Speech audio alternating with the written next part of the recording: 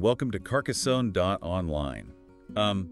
Imagine standing on a mountain where the rocks at the summit are actually 65 million years older than the rocks at the base. Right, it literally defies the linear laws of time. Yeah, exactly. The ground you're walking on is just wrong. So today we're doing a deep dive into the Aude region of southern France. Specifically, this area known as the Esoteric Triangle. Yeah, the one connecting Bougarac, Rennes-le-Château, and Rennes-le-Bain.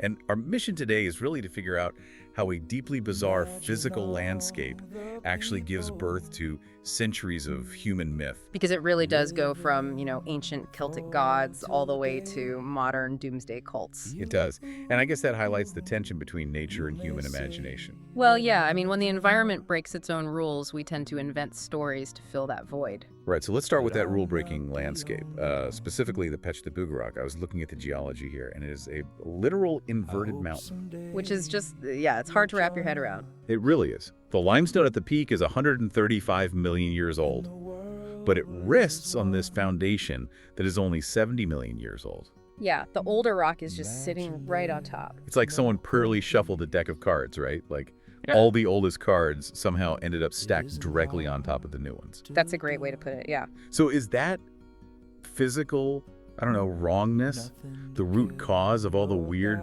magnetic and temporal myths surrounding the area? It is the primary catalyst, yes. Humans are highly attuned to their environment, So long before modern geologists could explain tectonic plate inversion, you had ancient Celts hiking up Bougarac. To perform rituals, right? Exactly, to calm Seers, their god of the wind. They could instinctively feel that intense, erratic energy of the place. Because the geography visibly defies normal physics. Right, so it becomes this blank canvas for the supernatural. That is exactly why, even in our modern era, Bougarac became a magnet for UFO sightings. Oh, and it was designated as a safe haven for the 2012 Doomsday event, right?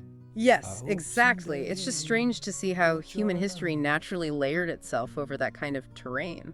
And I think that leads us perfectly to the second point of our triangle, which is Rennes-le-Château. Ah, yes, the home of Abbé Saunière. Right, the 19th century country priest who suddenly acquired this massive, unexplained fortune. And he used that money to fund some highly unusual church renovations. Very unusual. Like as soon as you walk through the doors, you are greeted by this menacing statue of a devil. Holding up the holy water font, no less, right beneath a carving that reads, Terribilis est locus iste.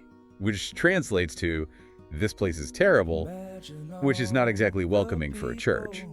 Now, the locals immediately blamed his sudden wealth on, Matoons, I think. Yeah, Matoons, these malevolent fairies or local witches that were supposed to guard hidden treasures in the nearby caves. But let's be real here. I highly doubt a country priest just stumbled upon a literal chest of fairy gold. Probably not, no. Right, so given the region's intense history with Cathars and Templars, wouldn't his real wealth have come from, exploiting the secrets already buried there? That is the far more likely scenario. The Aude was a historical haven for heretics and secret sects. So Saunière didn't need to dig up physical gold coins. No, not at all. When he was renovating his church, he supposedly found these hollow pillars containing ancient, highly controversial manuscripts. And how do you monetize that? Well, you sell those historical secrets to wealthy esoteric societies in Paris. Or, you use them to extort the Orthodox Church into keeping quiet.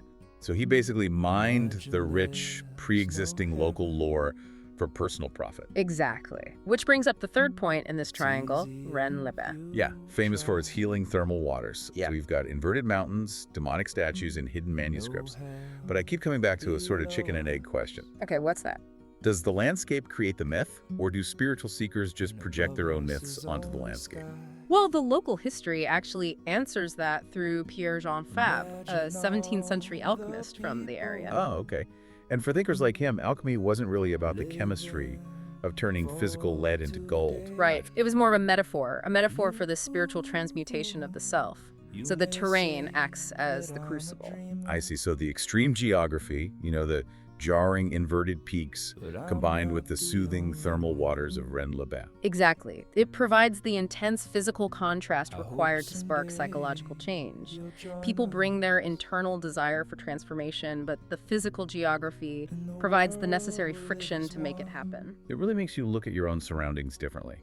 Like if you live in a perfectly flat grid city versus a jagged mountain range, it leaves you wondering just how much of your daily worldview, and really our modern history, is being subtly dictated by the dirt beneath your feet. Yeah, we are always a product of our terrain. If you enjoyed this podcast, don't forget to subscribe and share it widely. No religion to imagine all the people